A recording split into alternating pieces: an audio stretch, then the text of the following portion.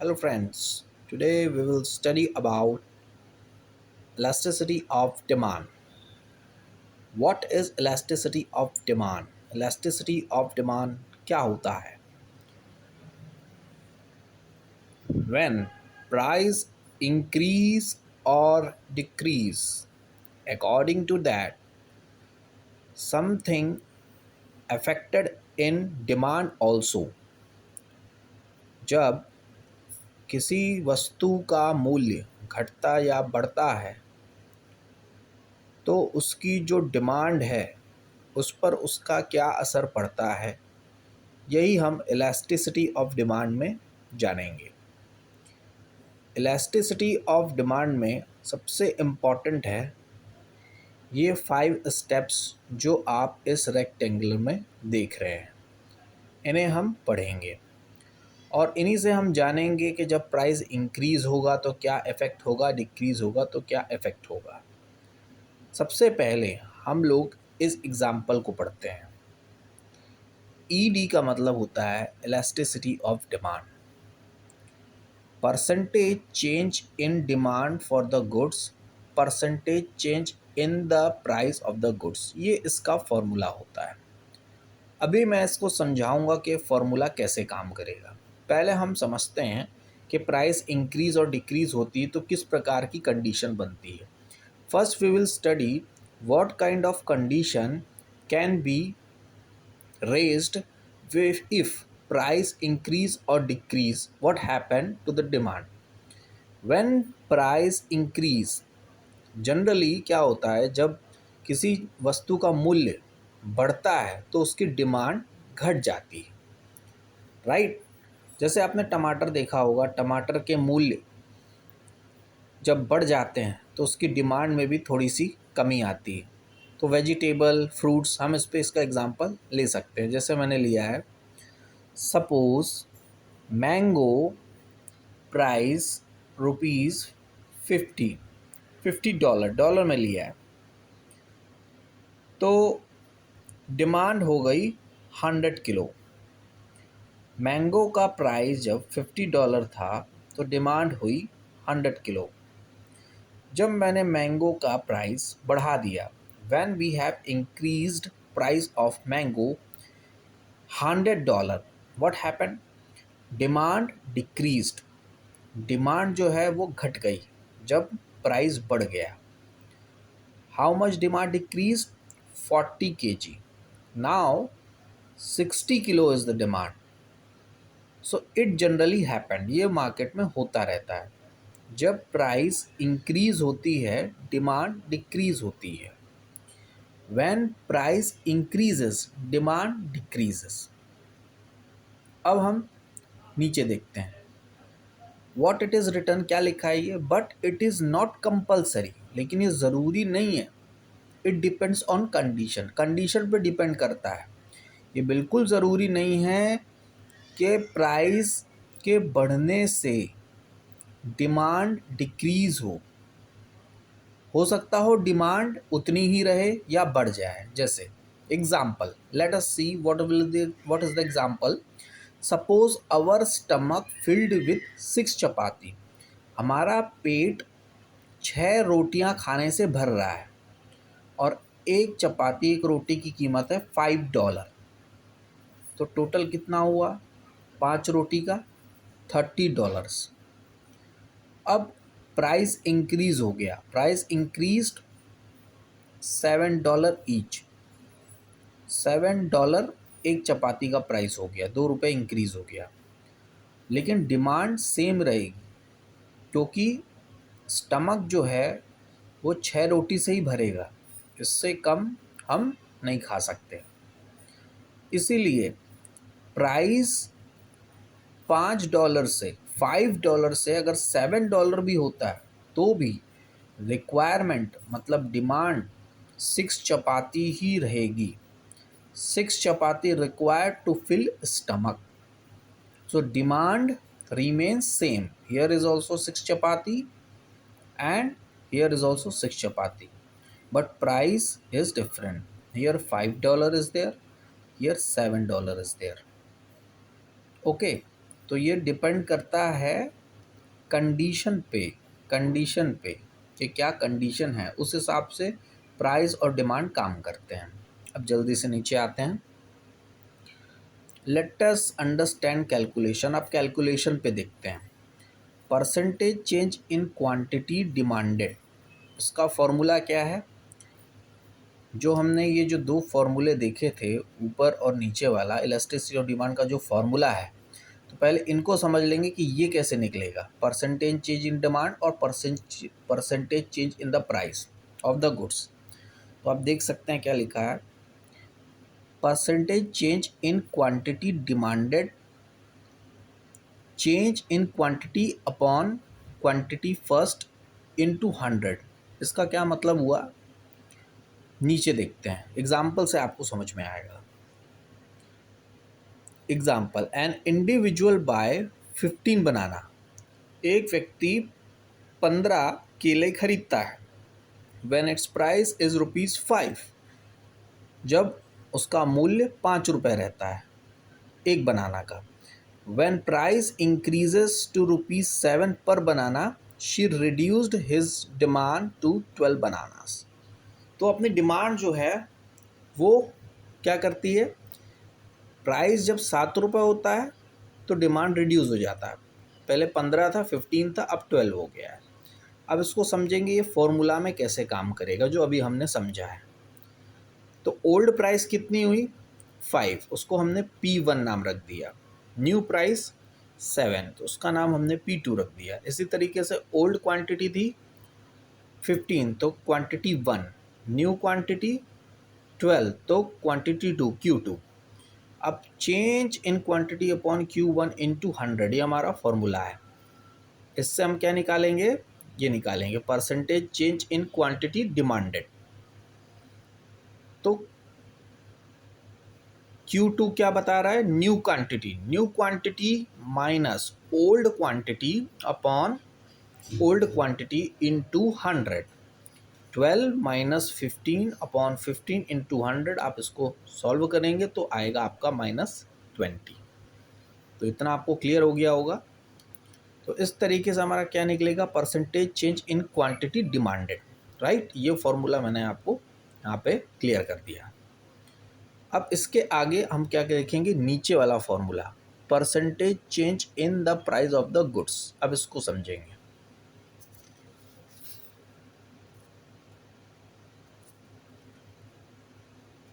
Percentage change in price, market price, तो यहाँ पे क्या लिखा है, equal to change in price upon P1 into 100, right. Formula क्या है, P2 minus P1 upon P1।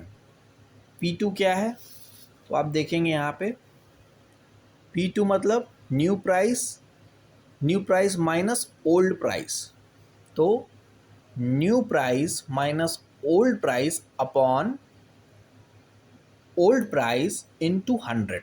When we will solve this, 7 minus 5 upon 5 into 100, we will get answer 40। तो इस तरीके से हमने दोनों चीज़ें निकाल ली,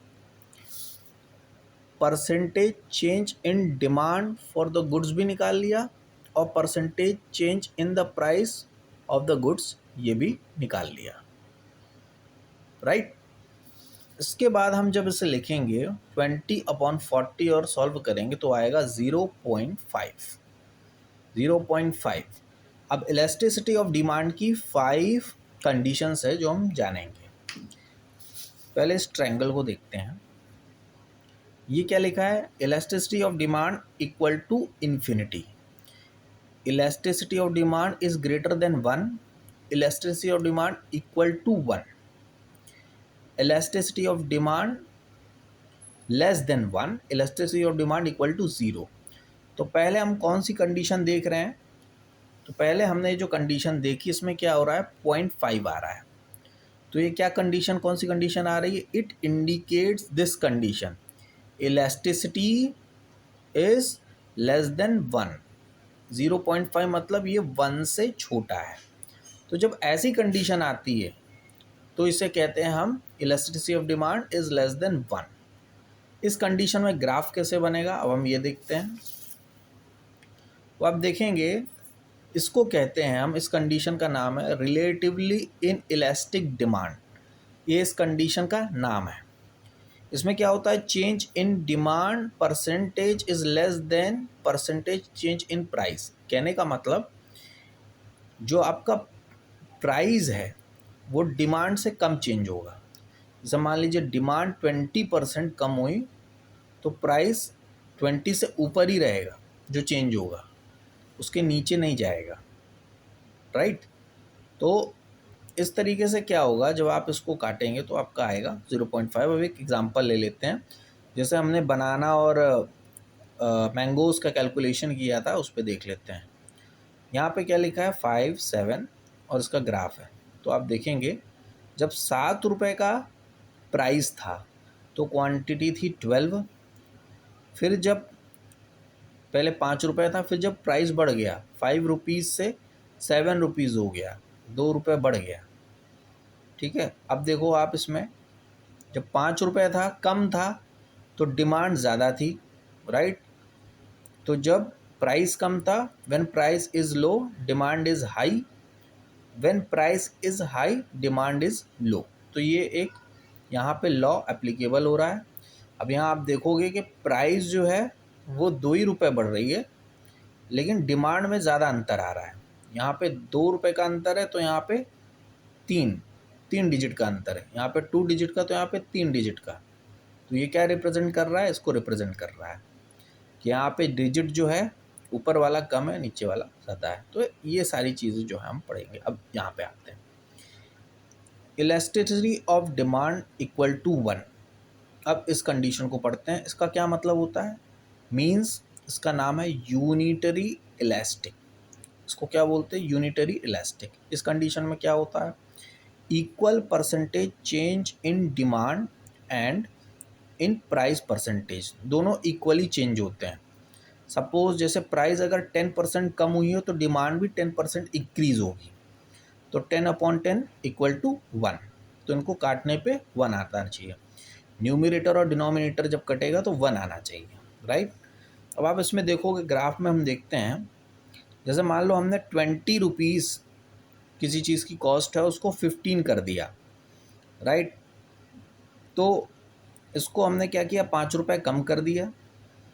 और जब आप इधर आते हो, बगल में आते हो, तो क्या देखते हो कि भाई पहले 200 रुपये किलो था, फिर 250 रुपये किलो हो गया, राइट। तो 25% यहाँ पे लेस हो रहा है प्राइस, 25%। और यहाँ पे क्या हो रहा है, 25% डिमांड बढ़ रहा है। तो दोनों के दोनों में आप क्या फ़र्क देखेंगे कि 25% का फ़र्क आ रहा है दोनों में। 25% दोनों में आ रहा है, इसमें भी आ रहा है और इसमें भी आ रहा है। तो अगर आप 25/25 लेंगे और काटेंगे तो क्या आएगा आपका, इक्वल टू 1। तो ये क्या बताता है आपको, elasticity of demand equal to 1 unitary elastic, right. तो ये कंडीशन हो गई।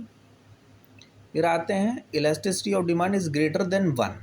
इसे क्या बोलते हैं, रिलेटिवली इलास्टिक डिमांड। इस कंडीशन में क्या होगा, डिमांड परसेंटेज जो है will be highly change, demand percentage ज़्यादा चेंज होगा और प्राइस जो है वो थोड़ा सा चेंज होगा। जैसे यहाँ पे प्राइस 50 से 40 हो रहा है, 10 रुपये कम हो रहा है, तो डिमांड डायरेक्टली डबल हो रही है। 10 रुपये कम हुआ तो डिमांड डायरेक्ट 400 किलो हो गई, 400 किलो हो गई। ये देखो आप, हमने ग्राफ बनाया है, 10 रुपीज़, 20 रुपीज़, 30, 40, 50। और ये किलो में है, 100 किलो, 200 किलो, 300 किलो, 400 किलो। यहाँ पे 10 रुपीज़ कम हो रहा है, तो यहाँ पे डायरेक्टली ये डबल हो रहा है डिमांड। तो ये क्या बता रहा है, ये हमें ये बता रहा है कि demand will be highly change, demand ज़्यादा चेंज हो रही है और प्राइस थोड़ी सी चेंज हो रही है। इसी को हम कहते हैं रिलेटिवली इलास्टिक डिमांड। अब रिलेटिवली इलास्टिक डिमांड में क्या होता है, हम वो देखते हैं। तो आप इसको कैलकुलेट भी कर सकते हो। जैसे इसमें इस कंडीशन में क्या होता है, नीचे वाला वैल्यू जो डिनोमिनेटर होता है वो बड़ा होता है और ऊपर वाला छोटा होता है। ठीक है, इसका अपोजिट होता है। जैसे ऊपर क्या था, हमने जो डिमांड का परसेंटेज था वो कम लिया था, प्राइस का परसेंटेज ज़्यादा लिया था। ठीक है, इसमें जस्ट अपोजिट होता है, डिमांड का परसेंटेज ज़्यादा होता है, प्राइस का परसेंटेज कम होता है। ठीक है, तो मान लो जैसे यहाँ पे परसेंटेज की बात करें तो यहाँ पे डिमांड में कितना परसेंटेज चेंज आ रहा है, 100% चेंज आ रहा है, ऐसे ही हो रहा है। और अगर आप अपॉन में देखोगे तो प्राइस में कितना परसेंटेज चेंज आ रहा है, तो प्राइस में आप देखोगे लगभग 20% चेंज आ रहा है। राइट, तो आप देखोगे कंपेयर करोगे तो यहाँ पे न्यूमरेटर बड़ा है, डिनोमिनेटर छोटा है, और यहाँ पे न्यूमरेटर छोटा है, डिनोमिनेटर बड़ा है, जस्ट अपोजिट चलता है। और जब आप इसे सॉल्व करोगे तो आपका कितना आएगा, इक्वल टू 8 आएगा।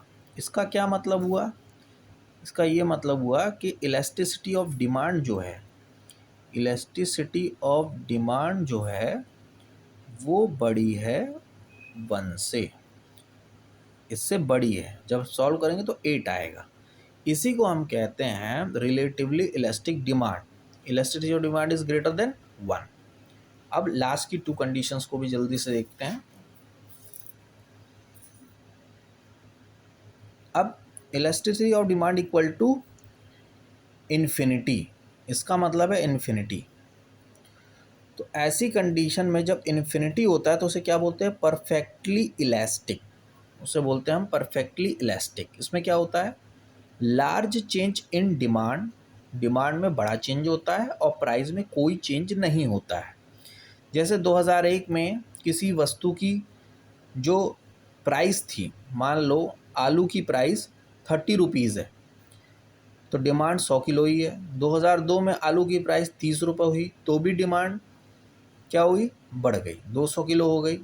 तो प्राइस 30 रुपये ही था, डिमांड बढ़ गई, क्योंकि डे बाय डे पॉपुलेशन बढ़ रही है लेकिन प्राइस नहीं बढ़ रही, आप यूँ समझ लो, तो डिमांड बढ़ेगी। तो 2001 में 30 रुपये था तो 100 किलो था। 2002 में 2002 में 30 रुपीज़ था तो 200 किलो हो गया, डिमांड बढ़ गई।